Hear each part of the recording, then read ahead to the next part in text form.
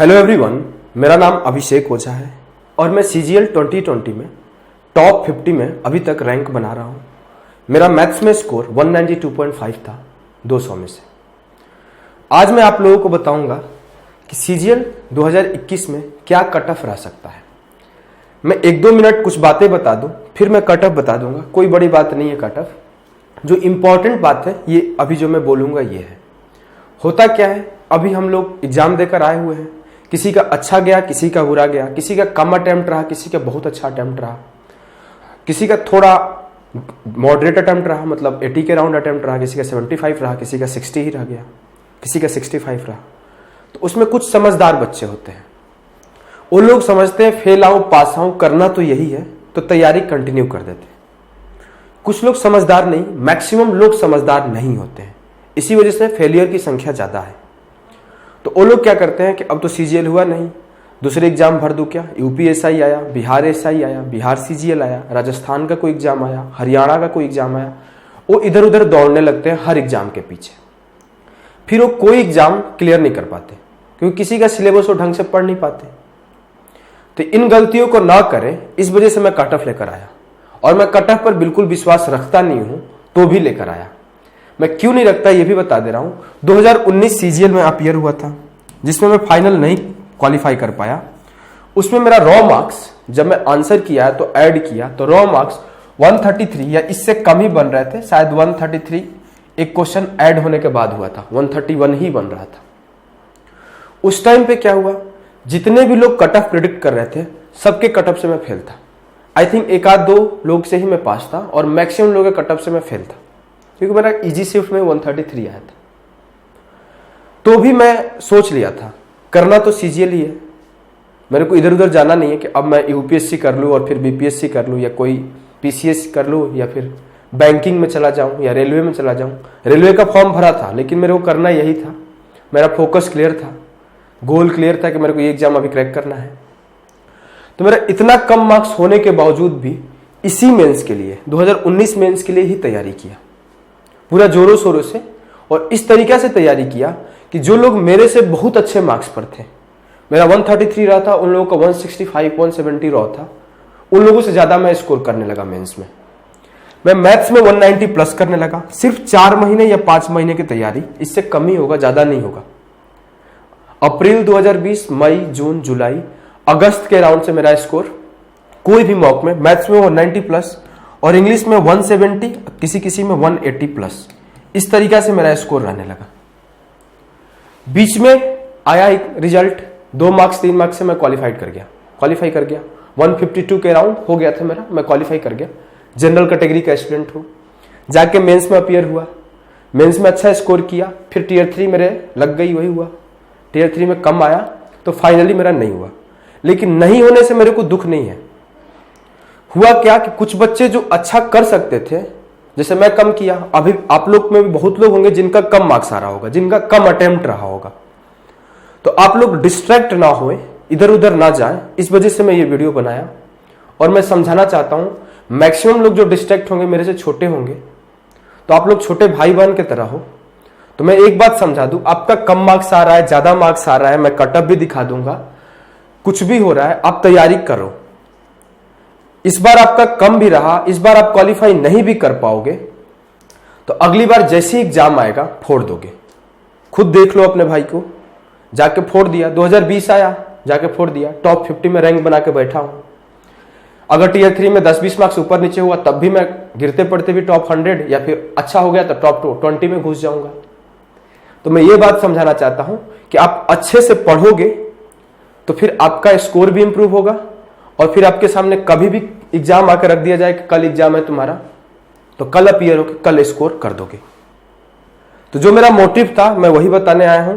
Expected cut off बताना मेरा motive नहीं है, क्योंकि कट ऑफ तो फ्लक्चुएट करते रहता है, लेकिन आपकी बातें और आपकी पढ़ाई कभी फ्लक्चुएट नहीं करती, वो रोज करनी पड़ती है।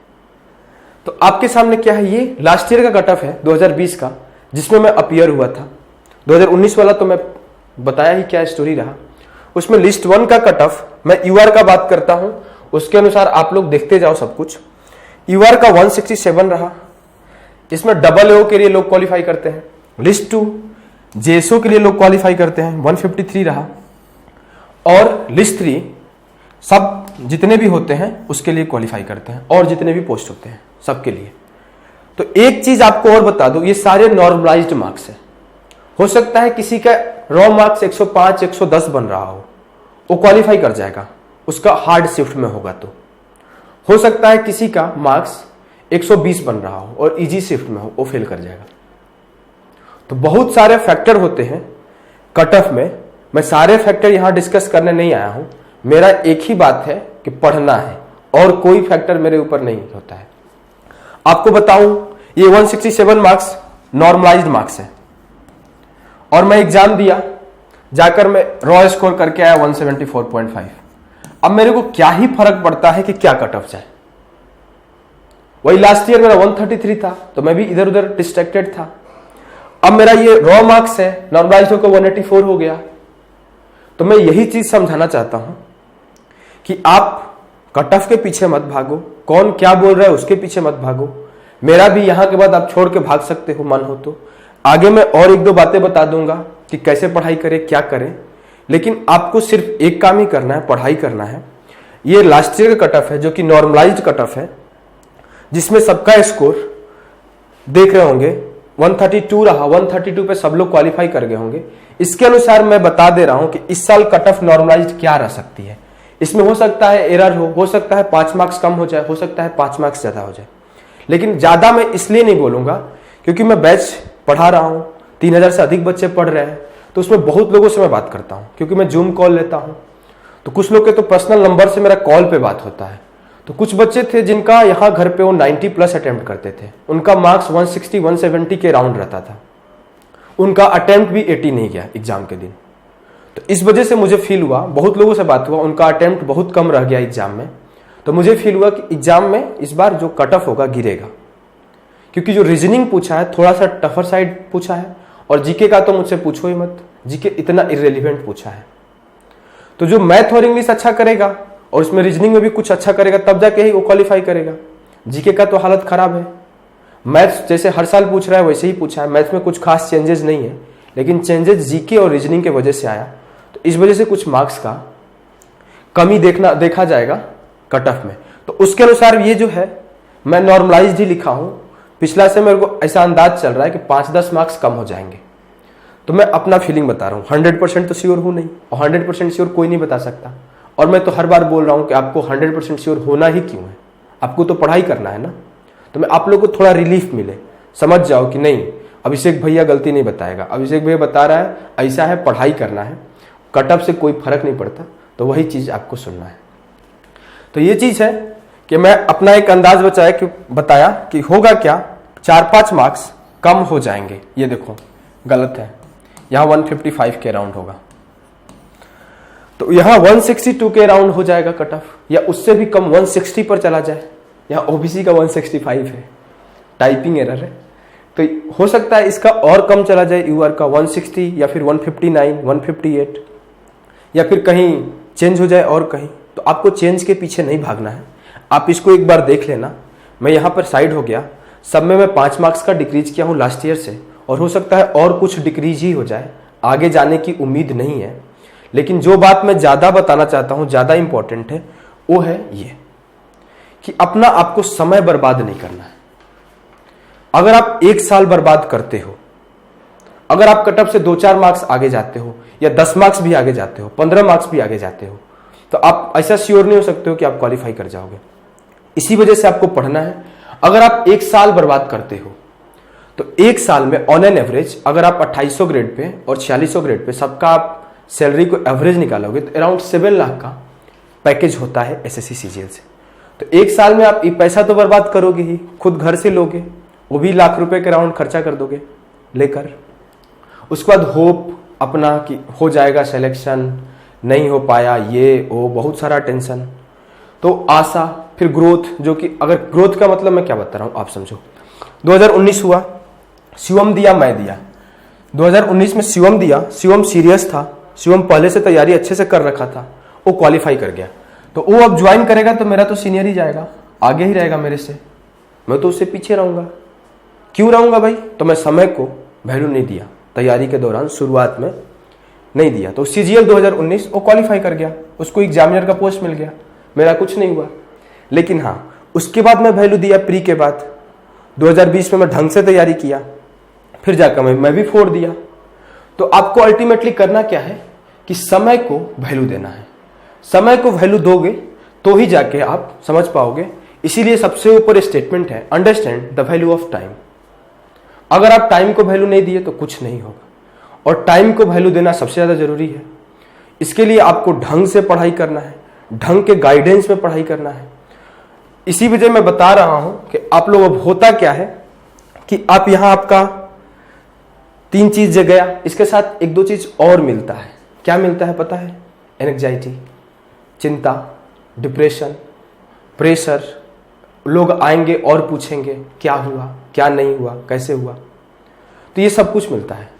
सिर्फ यही छूटता नहीं है, ये सिर्फ छूटता है, लेकिन मिलता क्या है ये भी काउंट करना चाहिए। तो ये सब मिलता है, तो सब ना मिले, इस वजह से आपको टाइम काउंट करना है। मैं अपना टाइम काउंट करता हूं अभी भी। मैं 2020 में तैयारी के दौरान जब प्री के बाद तैयारी शुरू किया मेंस का, उसके बाद से मैं अपना टाइम काउंट करना शुरू कर दिया। अभी मैं यहां क्लास ले रहा हूं, तो आप लोग देखे होंगे, आप लोग नहीं देखे होंगे, जो जानता है मैं पूरा, कोई मेरे ऊपर ऐसा नहीं है कि अभी क्लास लेना ये लेना है, जब मन तब क्लास ले सकता हूं। फिर भी मैं अपने टाइम से क्लास लेता हूं, टाइम से काम करता हूं। हर चीज मैं देखता हूं कितना देर इधर उधर बर्बाद किया, क्या किया, मूवी देखा, क्या किया। मैं ये नहीं बोल रहा हूं कि आप मूवी मत देखो, घूमो मत, इधर उधर मत जाओ, सब करो, लेकिन आपको ध्यान रहना चाहिए कि जो आपको जहां पे ज्यादा देना चाहिए टाइम, वहां दे रहे हो या नहीं दे रहे हो। अगर वहां दे रहे हो तो उसका आउटपुट मिलेगा। अभी 15 मंथ 16 मंथ लग जाएंगे मेरा फाइनल सिलेक्शन, फाइनल ज्वाइनिंग होने में। हुआ क्या, 15 मंथ या इससे अधिक ही लगेंगे, कम नहीं लगेंगे। हुआ क्या, मेरे से अच्छा भी स्कोर किए हुए बहुत बच्चे हैं, 30-35 तो हैं ही, और मेरे से कम किए हुए तो बहुत ज्यादा लोग हैं। तो वो लोग नहीं आए। मैं बोला कि नहीं, मैं नहीं चाहता कि जो केस मेरे साथ हुआ, जो मैं फील किया 2019 के टाइम, वो लोग ना फील करें। इस वजह से मैं बोला मैं ये करूंगा। और वो लोग बोले क्या यार 1 साल बाद तो ज्वाइनिंग हो जाएगा, तो फिर जॉब ही तो करना है, क्या अभी जवानी बर्बाद कर दोगे जाके ये सब करके, चलो एंजॉय करते हैं, घूमते हैं, फिरते हैं। मैं बोला नहीं, मेरा जवानी बर्बाद नहीं हो रहा है। हो सकता है कि अगर मैं पढ़ा रहा हूं जिनको, उसमें से 400-500 लोग का भी सिलेक्शन हो जाए, तो 400-500 लोग का जवानी बच जाएगा मेरे 1 साल 1.25 साल बर्बाद करने से। वही बर्बाद नहीं कर रहा हूं, आप लोगों की जिंदगी में बहुत बड़ा वैल्यू ऐड कर रहा हूं। तो मैं इस वजह से मैं ये डिसीजन लिया, मैं यहाँ आया। और भी मेरे दोस्त हैं जो किसी का 10 मार्क्स ज्यादा है, किसी का 2-4 मार्क्स कम है, वो लोग कुछ नहीं कर रहे हैं, घूम रहे हैं, मस्ती कर रहे हैं। मेरे को भी बोले, लेकिन मेरा मन था जो मैं कर रहा हूँ, उन लोगों का जो मन था वो कर रहे हैं। तो अगर 400-500 लोग को लाइफ में कुछ वैल्यू ऐड कर पाऊँ, उनके फैमिली में मैं सिलेक्शन दिला पाऊँ एक बच्चे का, तो मेरे लिए बहुत बड़ी बात है। इस वजह से मैं एक बात बताऊंगा, आप क्या करो, मेरे साथ तैयारी करो। मैं जो बताता हूँ बातों को सुनो। आप लोग अभी तक देख लिए होंगे, जो क्लासेस लिया हूँ मैक्सिमम 30,000, 35,000, 40,000, किसी में तो 1 लाख के अराउंड इतने लोग देखें। और वो देखने से मेरे को फर्क नहीं पड़ता है कितना लोग देखें, जो मैसेजेस मेरे पास आते हैं, जो कमेंट्स आते हैं, वो उससे मेरे को बहुत इंपैक्ट पड़ता है। रात रात को मैं बैठ के देखते रहता हूँ क्या कमेंट आया। आता है भैया 10 से 15 मार्क्स से इंप्रूव हो गए, टाइमिंग बचने लगा, ये होने लगे, ऐसे होने लगा, अब लग रहा है कि ME मिल जाएगा, अब लग रहा है कि ये पोस्ट मिल जाएगा। तो ये जो मैसेजेस है ना, बहुत अच्छा लगता है पढ़ के। अगर मैं एक कर पाया तो मेरे लिए बहुत खुशी की बात होगी। इस वजह से मेरी बात सुनो, आप मेरे बताए हुए तरीके से आप फॉलो करो, सिलेक्शन जरूर होगा। और 4-5 महीना अगर रगड़ के पढ़ लोगे, अच्छे से समय देकर, 4 से 5 महीना अगर आप टाइम देकर पढ़ लोगे बताए हुए तरीकों से, टाइम को देखते हुए, तो मैं एक चीज तो गारंटी के साथ बोल सकता हूं कि आपका इंप्रूवमेंट जो पिछले 4-5 साल में नहीं हुआ होगा, वो 4-5 मंथ में हो जाएगा। क्योंकि कभी कभी ना गाइड जल्दी जाकर टूर को करा आता है सारे मंजिल का, तो वही गाइड ही समझ लो अपने आप को। अर्जुन के रथ पर अगर कृष्ण नहीं होते ना, तो अर्जुन महाभारत जीत नहीं पाता। तो मुझको अपना कृष्ण मान लो, सारथी, और मैं आप लोगों को लड़ा जाऊंगा SSC CGL Tier 2 का एग्जाम, या फिर कोई भी SSC CGL CHSL CPO कोई भी एग्जाम हो, सबको जीत के आएंगे। बस अपना सारथी मुझको मान लो और लड़ते जाओ, कभी रास्ता नहीं भटकोगे।